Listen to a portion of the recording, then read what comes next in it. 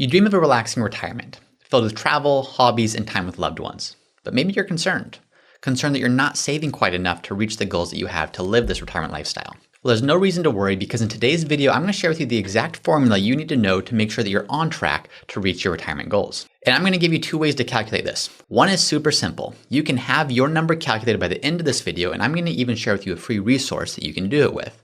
The second is a bit more drawn out, takes into account a few more nuances, but it's going to give you a more specific number. Now, why is this even important? Well, if you save too little, you're going to retire, and at some point, you're going to have to go back to work. And that might be in your late 70s or 80s, or you'll become a burden to your children. On the other hand, if you save too much for retirement, you probably end up working too many years, putting too much money aside for dollars that aren't even going to contribute in a meaningful way to your ability to do what you want to do. So how do you find that right balance of making sure that you're prepared for the future, but also making the most of the dollars that you have to live the life you want to live?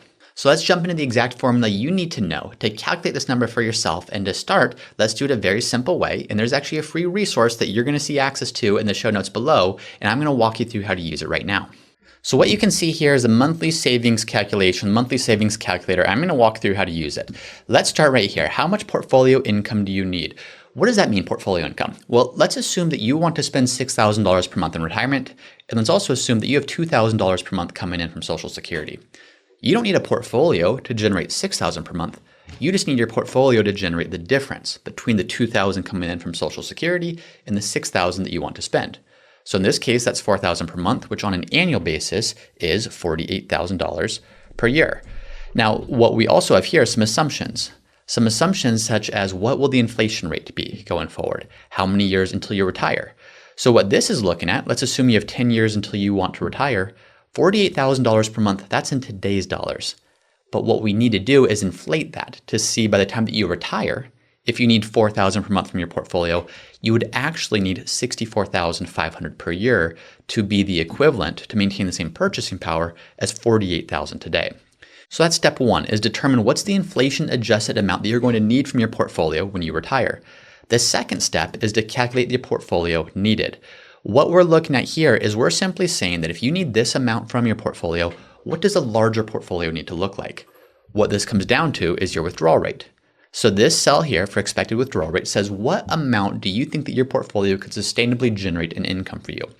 4%, this is a common rule of thumb that if you invest your portfolio a certain way and need it to last for 30 years or so, 4% is going to be about the number that you can think about taking from your portfolio. So if we divide this number by 4%, we get 1.612 million. So 1.6 million and change. So what this is essentially saying is if you had 1.6 million, a little over 1.6 million, you could take 4% per year of that, which comes out to 64,500, and adjust that for inflation over about a 30-year retirement. So that's the first part, is we've calculated how much do we need in order to meet our retirement needs. The second part is what we want to talk about now. How much do you need to save along the way to get to that portfolio? So we've identified where we're going. Now what we need to do is say, what is our portfolio amount today? Let's assume that you have $750,000 in your portfolio today. That's where we want to start with this, is where are you today? 750,000 compared to where are you going? In this case, a little over 1.6 million. Well, even if you never saved a dollar to your portfolio ever again, if you get some growth on that money, it's going to grow for you. So what if you get a growth rate? And in this case, you can plug a number in here. I'm using 6, but you can see if you plugged in 8, what would that look like? If you plugged in 3, what would that look like? Again, you can use this tool absolutely for free. The link is in the comments below, but I'm going to start with 6%. What if your $750,000 grew by 6% every year for the next 10 years until you're retired? You would have a little bit over $1.3 million. What we can do now is we can say this is what you would have, this is what you need. In other words, there's a shortfall of $270,000 or so. So this is what is allowing us to back into the savings rate required to get to where we need to go.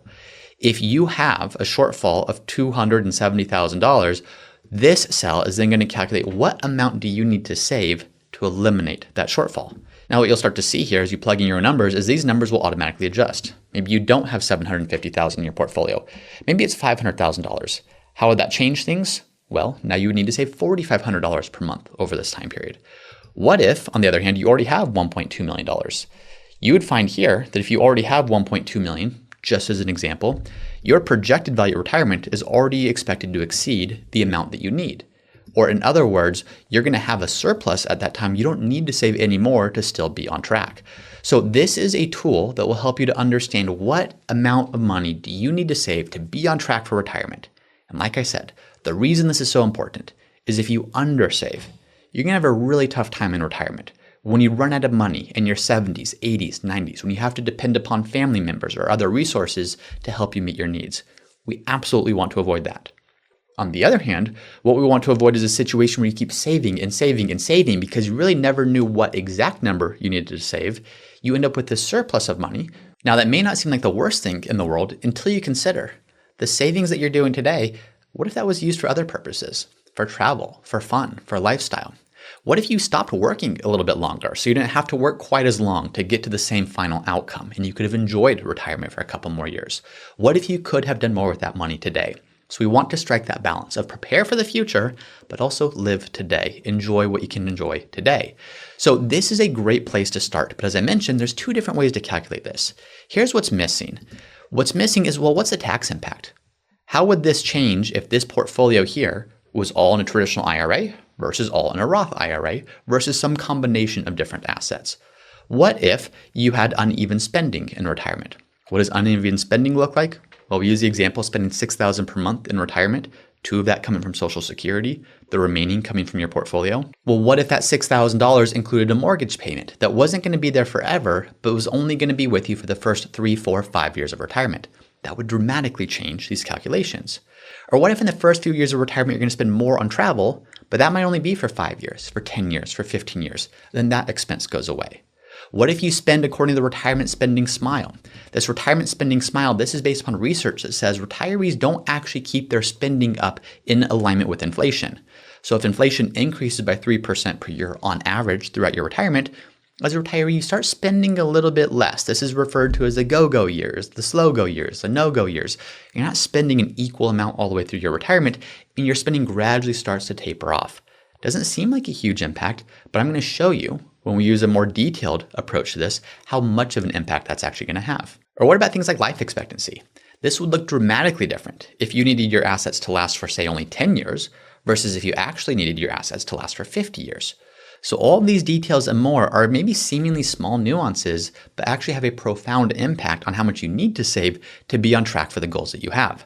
Let's take a look at a better way of doing this, a more detailed way of doing this, so that you can have full confidence in your retirement plan going forward. So now what I'm going to do is walk you through the second approach to get a far more detailed look at what you need to save to see if you're on track for retirement. To use this or to illustrate this, I'm going to be using financial planning software, and we're going to take a look at Tina. Tina is just a sample here, but what we're going to show is how does this change, how does her planning change based upon the details we looked at. So Tina is age 65. Tina has $1.5 million and it's all in a traditional IRA. Tina's goal is to retire at age 65, which she is today. So in other words, she wants to be done now, and she wants to spend $10,000 per month in retirement. Now, as we look at these numbers, the portfolio value, the spending, don't get too hung up on the specifics. You can actually plug your numbers in on your own if you want to follow along. There's access to this in the Retirement Planning Academy, which you can also access in the link below. But what's most important here is I want to show you how some of those nuances, about how some of those details that could potentially change, how does that change the long-term implications of your financial planning strategy? So back to Tina, here's her goal, her income. She was making $150,000 per year. She just retired, so that is done. She will be earning $3,000 per month in Social Security benefits at the age of 65. So to summarize, she's 65. She wants to spend $10,000 per month. $3,000 per month is coming from Social Security. Do some simple math, that leaves $7,000 per month that her portfolio needs to generate. $7,000 per month, that's $84,000 per year. Based on a portfolio value of $1.5 million, that $84,000 that she needs to spend represents 5.6% as a withdrawal rate. Now, for some of you who have watched other videos where we talked about how much can a portfolio support in withdrawal rates, 5.6 might be on the upper end of that, but very doable if you're approaching it the right way, if you're invested the right way, and if you're following a very dynamic set of rules to help you adjust that spending along the way. Here's the thing though. One of the factors I mentioned is the taxability of that income, the tax impact of that income that you pull out. If Tina's pulling all this income from her traditional IRA, that $7,000 per month, she actually needs to pull a bit more in order to net the $7,000 per month to supplement her Social Security benefit. Practically speaking, what that means for Tina is she needs to pull more from her portfolio to meet her income needs. You can see this cash flow page, what we expect Tina to have to pay between federal taxes and state taxes in order to spend that $10,000 per month, some of which is coming in from Social Security, the rest of which is coming from her portfolio. So it's not $84,000 that she's spending from her portfolio in this example, it's over $117,000 that she's actually spending. If that's the amount that she's actually spending, you can see that her actual withdrawal rate is 7.3% per year to start, and it starts climbing from there. It starts climbing because she's taking out of her principal each year because her withdrawal rate is so high. So if she's diminishing her principal balance each year, and if every year her actual spending is going up, that withdrawal rate is increasing over time. The bad news for Tina in this example is you can see that here's her portfolio assets, and you can see how she spends that down over time and projected to run out of money by age 82. If we look at a probability of success here, her probability of success is very low. Now, let me illustrate for you one of the things that I mentioned before. What we were looking at before is we were looking at Tina having all of her money in a traditional IRA. What if instead of all this money being in a traditional IRA, all this money was in a Roth IRA? Now, I'm not talking here about tax strategy to shift this money from IRA to Roth IRA. I'm just trying to illustrate the impact of assets coming or income coming from different types of accounts and how that changes the savings rate you would need. Well, if you change this to being a Roth IRA and you go back to that same projection, what previously looked like Tina would run out of money at age 82, now Tina is projected to have her assets last all the way until age 90. And there's not 100% confidence in this. There's still a probability of success, a Monte Carlo analysis that says it's likely she will be okay, but it's certainly not 100%. And that's simply because we cannot control the sequence in which Tina gets the returns that this portfolio might generate for her.